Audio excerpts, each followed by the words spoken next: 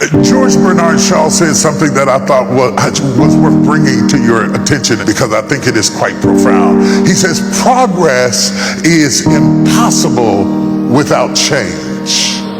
Progress is impossible without change. You cannot stay doing the same thing and expect things to change. It is impossible to have progress without change. And those who cannot change their minds cannot change anything. The profundity of their statement is quite profound because the reverse is also true. If those who cannot change their mind cannot change anything, those who can change their mind can change everything. Then the profundity of the thought is centered around the thought, I have spent too much energy, Dexter, trying to change other people's minds, trying to convince them of my motives and my thought and that how they thought about me was wrong. I didn't realize that their decision didn't alter my destiny.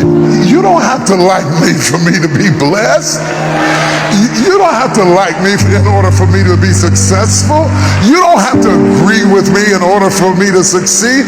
Why have I expended more energy in changing their mind when I should have spent energy changing my mind? For as a man thinketh in his heart, so is he. Not as society thinketh, as a man thinketh in his heart, so is he.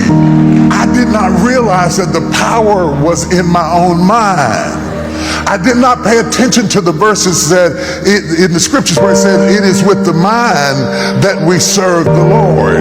I didn't recognize that the weapons of our warfare are not carnal but mighty through God for the pulling down of strongholds, casting down imaginations and every high thing that exalteth itself against the knowledge of God, and bringeth every thought into captivity unto the obedience of Christ. I didn't realize that my mind is the battleground, that I got a devil on one shoulder and an angel on the other, and that they're fighting to control my mind, and that my mind is the battleground because it is the fertile ground from which creativity is incubated.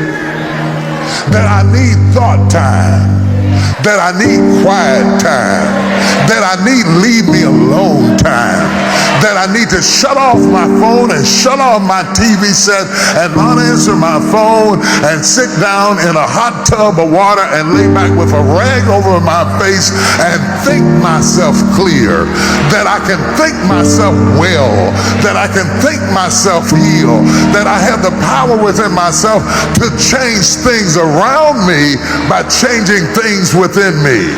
The propensity we all have is to think that somebody is coming to save us. And we think we're going to meet somebody that's going to change our lives. And so we drop our little hanky down out of our window in the castle, waiting on Prince Charming to ride by on a horse and pick up our handkerchief, rather than going down the steps and pick up your own handkerchief and going about your business. And if Prince Charming come, he got to make an appointment because I'm doing some stuff.